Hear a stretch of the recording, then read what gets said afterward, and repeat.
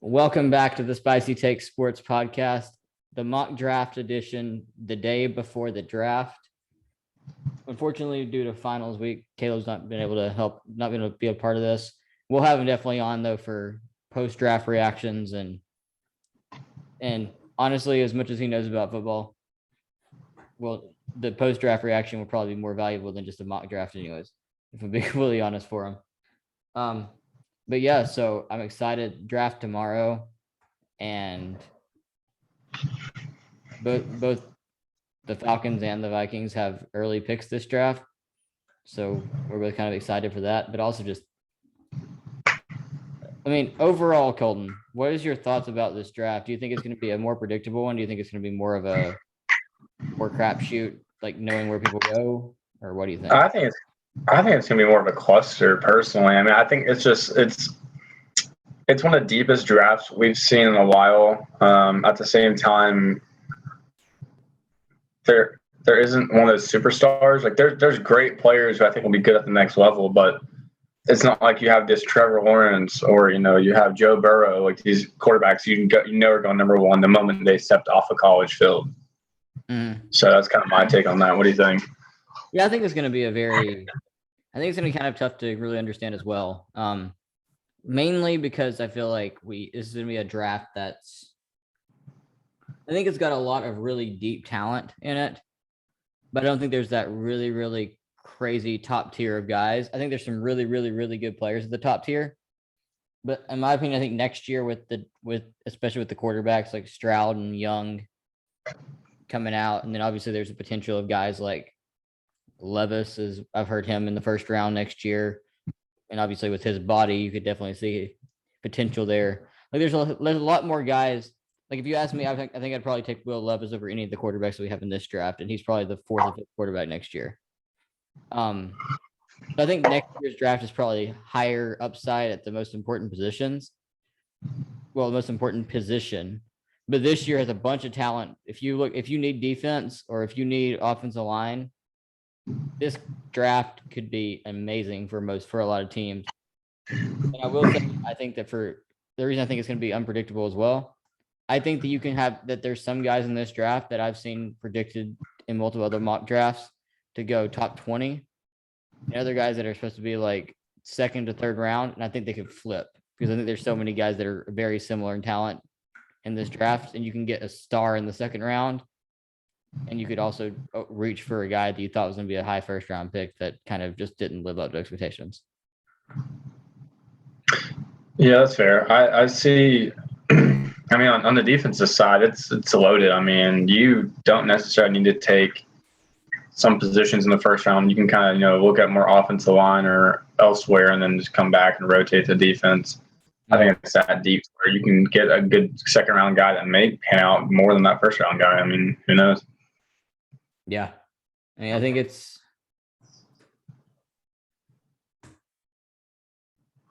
I think that's going to be a fun draft, and just kind of, so all in all, this is going to be a two-round mock draft. We're going to alternate picks. I'll have the odds. He'll have the evens.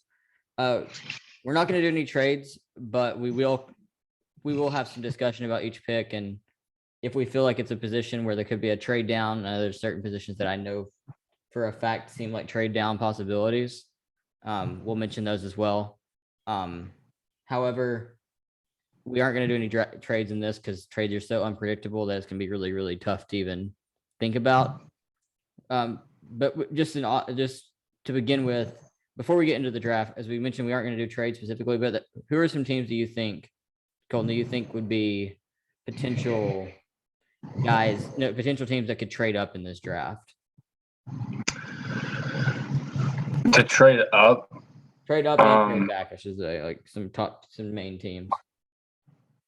Well, I would say to trade back, I would say if I'm Atlanta, I'm trading back. I heard Jacksonville was considering trading back because they just want more picks, and they aren't super thrilled with the number one pick in terms of who they have there. But I mean, to go forward, there's just isn't a ton of prospects that really I think people are going to start jumping towards.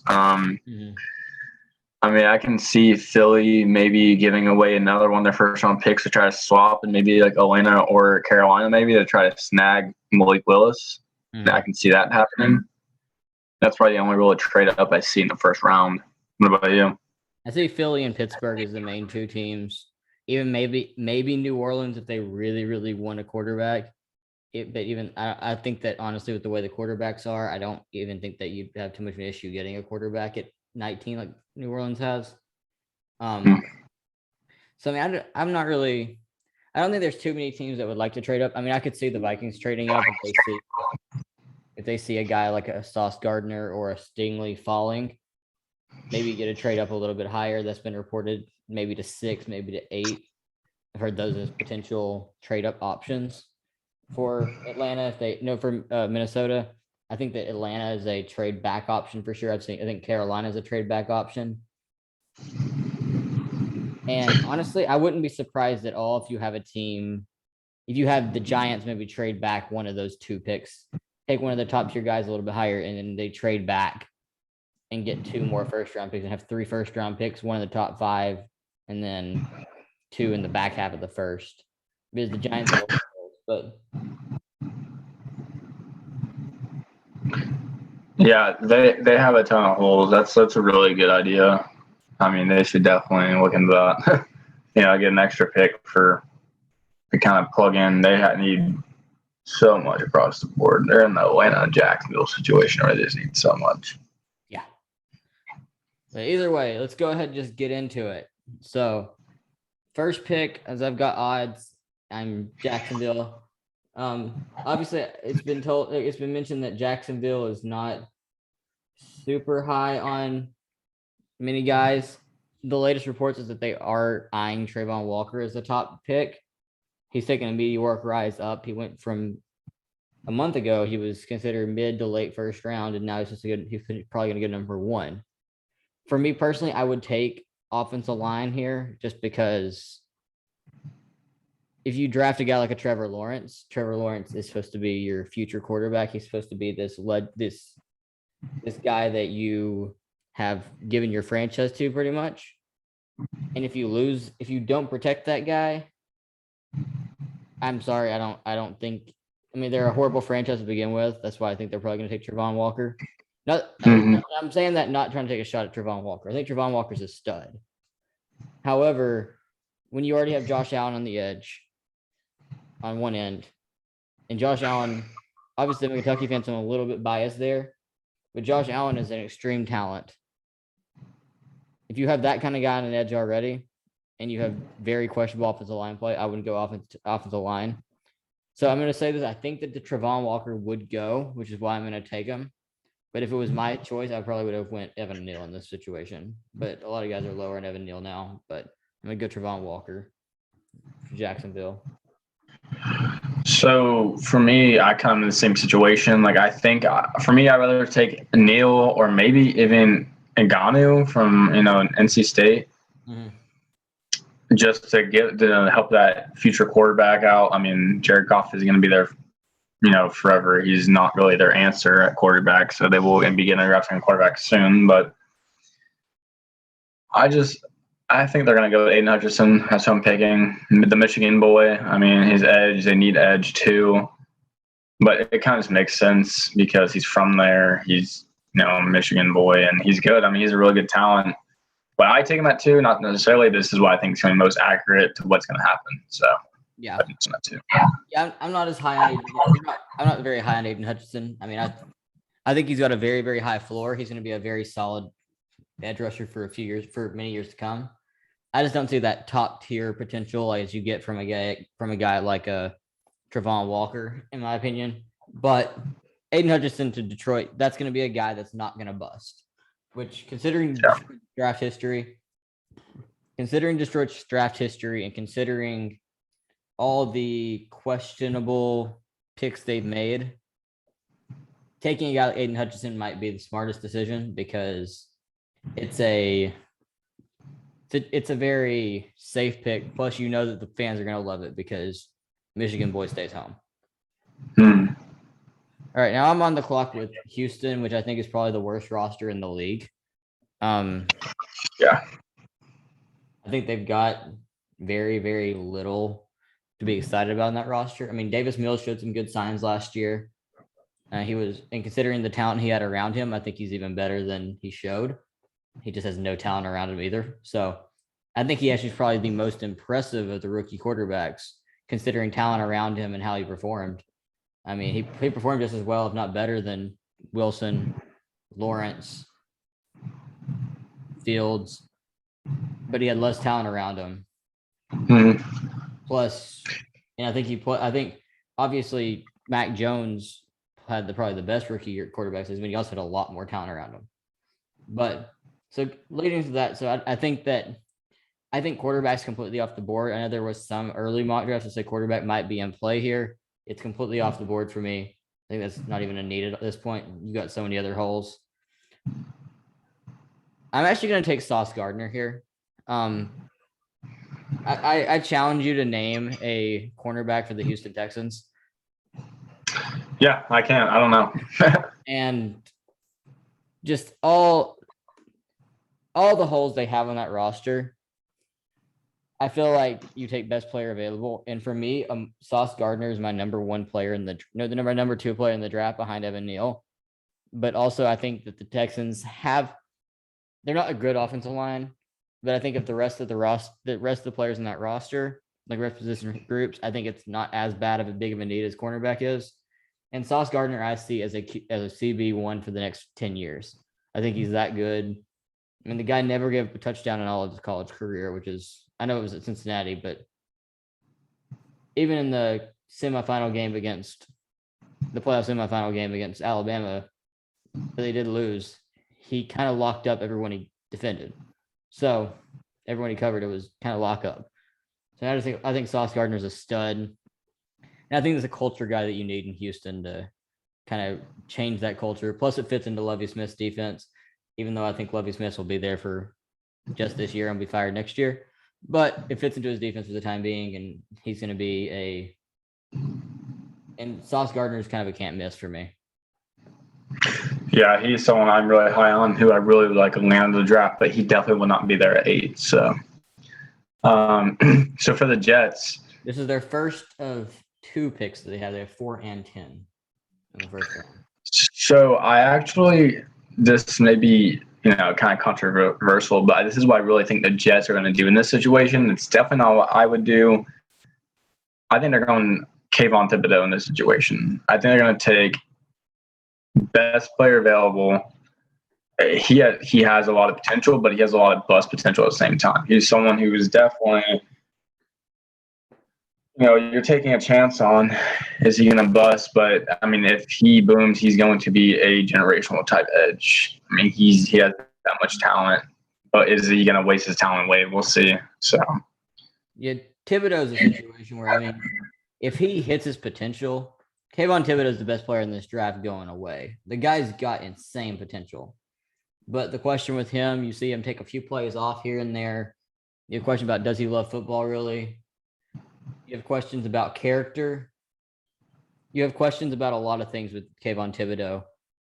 And I think that's probably what the Jets do, because, again, it's potential. If he hits his potential, Kayvon Thibodeau is the best player in the draft. If he doesn't hit his potential, he's Deion Jordan 2.0, where he sucks. And he was a wasted pick in the top 5. Basically. By the way, the Braves just tied the game. So How really was it? 3-3? Yeah. Dansby Swanson hit a clutch hit. Yeah, I know, I was surprised too. But either way, back to football. So the New York Giants, they're first to pick in 3 picks. They've got 2 picks coming. They've got 5 and 7, so I'm taking for them the next 2 picks I have. I'm looking at this pick. I mean, obviously, your main issues here with New York is edge and offensive line. Now, with all 3 at the top edges off the board, Jermaine Johnson's probably your next best edge. He's good.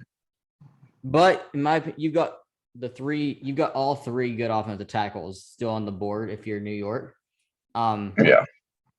Even though I think Evan Neal's the best player in the draft, I think Carolina could take offensive line. But if you're in New York, you'd be happy with Evan Neal or Ike Ekwonu or even Charles Cross. I think you're happy with any of those guys if they are still all available at 5. So I'm actually going to go Jermaine Johnson here. I think he's got super high potential. I think he's still a little raw, but he did dominate the Senior Bowl. And if you're trying to address edge, it's better to take the edge now and then see which offensive tackles are still available at your next pick versus if you take off the tackle now. And if Carolina decides to go edge, I don't think they would, but if they did decide to, you're left with no edge.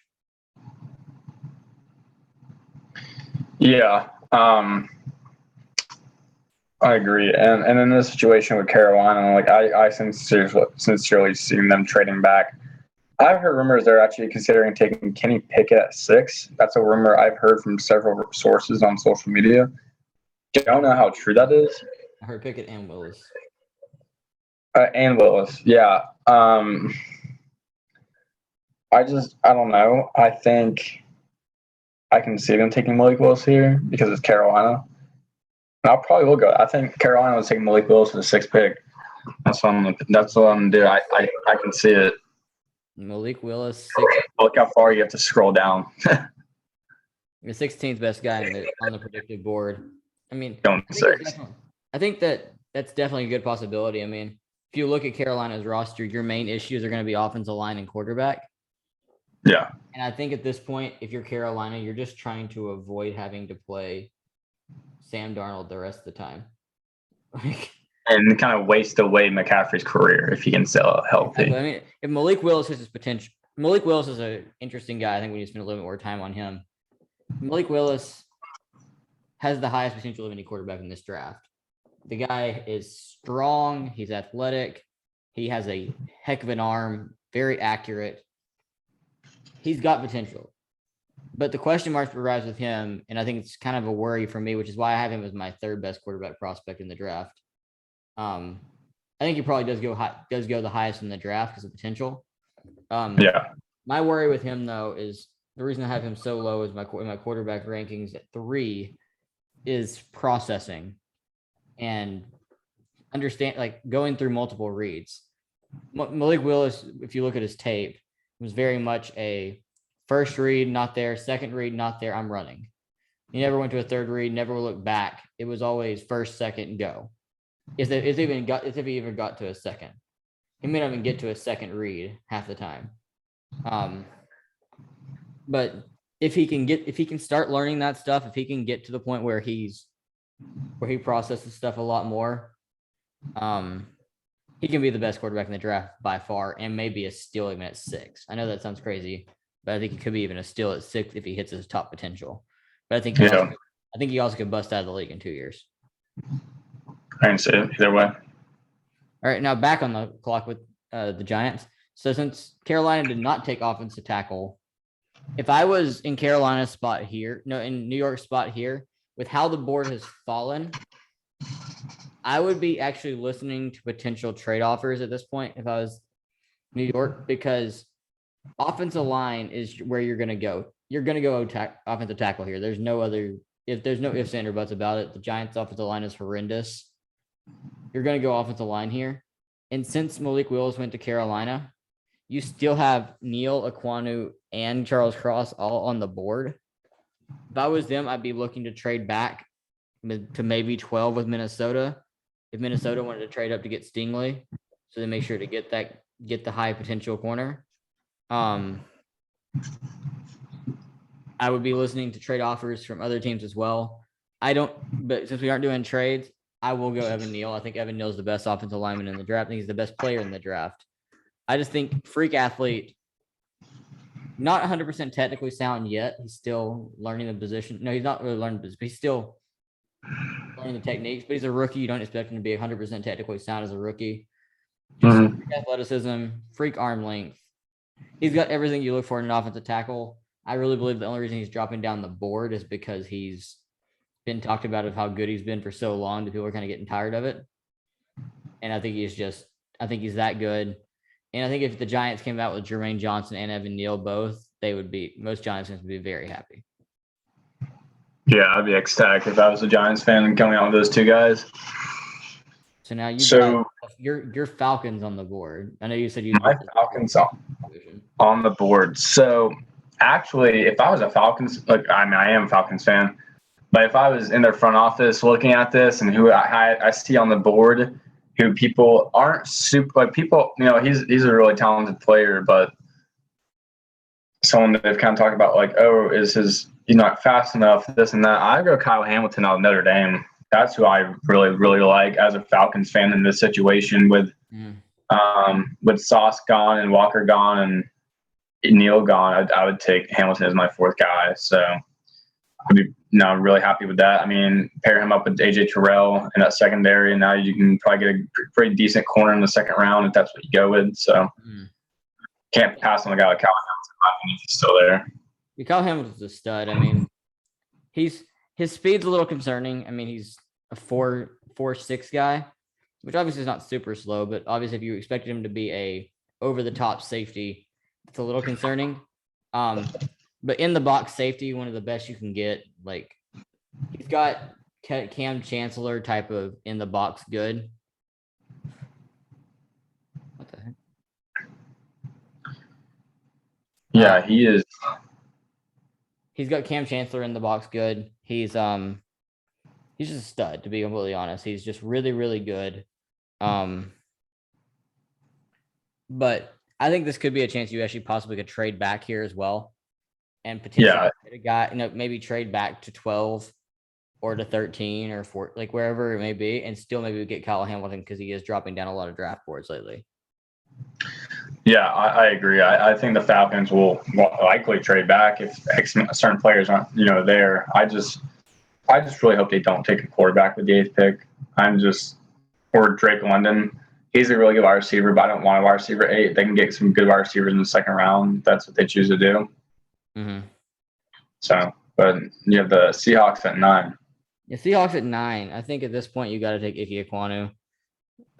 That's just insane value to be able to get a guy. A lot of people have top 3 at 9. I just think it's kind of just a no-brainer. Yeah, and I think with the Jets, I think you got to go Charles Cross to offensive tackle to protect Wilson. I think they really need offensive line help in New York, and he's a top 10 talent easily. So I think I'd be happy if I was a Jets fan taking him. All right, who you have? You said Charles Cross. Charles Cross, yeah. Yeah, he's a great pass blocker, which is what you need. Yeah, exactly. Washington football team. No, the Commanders now on the board. Commanders, yeah. In this situation, I see a couple of options. I could see quarterback because Carson Wentz is what it is, but I think they went Carson Wentz, so they wouldn't go quarterback this year. I think they're just not high on quarterbacks. Wide receiver, I see people say it as a need, and I see what they're coming from. Because, other than Terry McLaurin, they don't really have a superstar. I'm pretty high on Diamond Brown. I think he's a pretty solid deep threat. He just dealt with a lot of injuries last year. And for me, I'm not high on I'm not high on a couple of these receivers as much as a lot of people are. My top 2 receivers, my top receiver is actually way down the board here. Like Treylon Burks is my top receiver. I'm not going to take him at 11 here.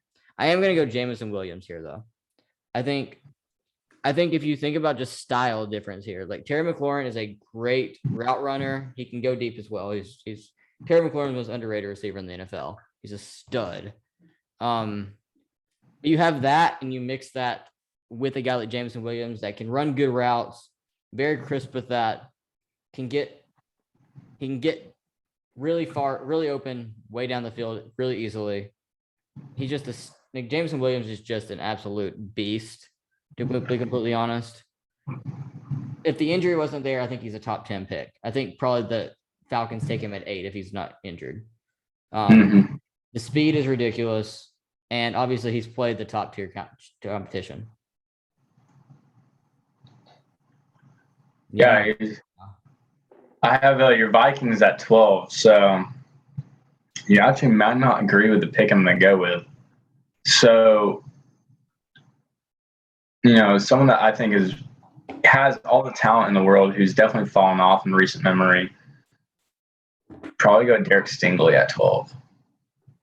Yeah. It's kind of like a Kayvon Thibodeau situation, which like he's an incredibly talented player, but is football his number one priority? Is he gonna Yeah. maximize his talent? If he does, he's a top 5 player in the draft. But it's the same thing. It's like, is he going to? And the coach at the defensive backs coach in Minnesota is going to have to pry that out of him. So Yeah, I think I'll be honest, as a Vikings fan, I was scared to death of Stingley at the beginning of the process, just because. I mean, we've seen how good Derek Stingley can be. Freshman season at LSU was one of the best cornerback seasons in the history of college football as a freshman. He was that good. But then his sophomore and junior years, he's been hurt and sit out, and he's been questionable stuff. I will say I am a little bit less concerned about it now because of Pat Pete re-signing with Minnesota. I think that sort of leadership from a guy like Patrick Peterson, that's another LSU guy, kind of just a stud like that. Like, he's a great player, but he's also a great leader. I think that'll definitely help Stingley. And again, if Minnesota can get the Stingley from freshman year, then Minnesota fans are going to have the CB1 for years to come. He can be that good. He's going to, if he reaches his potential, he's going to be better than Sauce Gardner. But he could also completely bust in your face as well. But all right, back on the clock with the Texans again. Awesome. So again, they have a lot of needs. Honestly, not really impressed with very many of these players that are on the board for the Texans. This would be easy trade down potential for me. I'm actually going to go Jordan Davis, though. I think just taking best player available here. I think if you can get a guy like Jordan Davis that just clogs the middle. I mean, he's a ridiculous athlete for his size.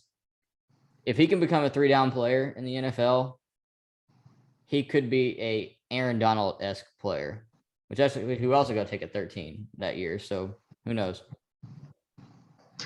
Yeah, I mean, he is. I mean, just being a Georgia fan and watching him throughout his career, he is a pretty freakish athlete for his size. He's about 6'5", 340, around a 4'8".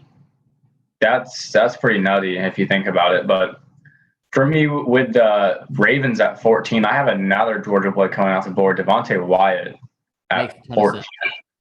A lot of people think Wyatt actually may be more talented long-term, or more talented and suited for NFL long-term than Jordan Davis, just because he's a little bit better of a pass rusher. I mean, he's still a big boy in of himself. He's still a really good athlete. So, I mean, I think Devontae Wyatt makes all the sense there for Baltimore.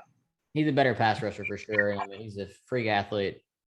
The fact that duo was on the same college team is kind of ridiculous. And with Trayvon Walker too, those 3 guys on that D-line was kind of insane. True. All right, now, so the Eagles on the clock now. I'm actually going to go Trent McDuffie. Really like McDuffie. I think he's probably honestly think he probably has the highest floor of any of the cornerbacks in the class, including Sauce. Because of course we don't know much about Sauce because he didn't. We don't know, does Sauce maybe fall apart if he plays the top tier talent? I don't think he does, but it's still a question mark. But Trent McDuffie at Washington, he's a do-it-all corner. He can play slot. He can play the boundary. He's a good tackler. He may not. He's a corner that's really good at everything, but not great at anything. Which, if you're the Eagles, knowing that the drop-off from Trent McDuffie down to the next guy is, in my opinion, and Andrew Booth, I think is a pretty sizable drop-off. I think you take Duffy here to make sure you get him. Yeah, I agree. I think McDuffie is definitely that third corner behind Sauce and Stingley. For me, with the Saints at 16, I guess I got to go probably best player available, and I go Garrett Wilson, wide receiver, Ohio State. They need wide receiver. I mean, Michael Thomas he turns his ankle every other game. I mean, they just basically need weapons there, and New Orleans, they don't have a lot of time of cap space to do so. So they kind of need to build within the draft. Mm-hmm. Garrett Wilson's the best route runner in the draft. Yeah. And he can take. He's quick. I have questions about Garrett Wilson's ceiling. I think he's got not a super high ceiling, but the floor is extremely high. A great route runner. I think if he hits his full on potential, he's a Justin Jefferson, which is, I know that sounds crazy that I'm saying he has a lower ceiling and he's Justin Jefferson, but I think that's if everything goes perfect. I think floor, he's probably a more athletic Wes Welker type of guy where he can run really good routes underneath, which I mean, that's anyone's happy with a Wes Welker, but Yeah, exactly. Either way, so first 16 picks are done. In the next video, they'll all be popping up back to back. Next video, we'll have 17 through 32, and then we'll be doing the second round as well.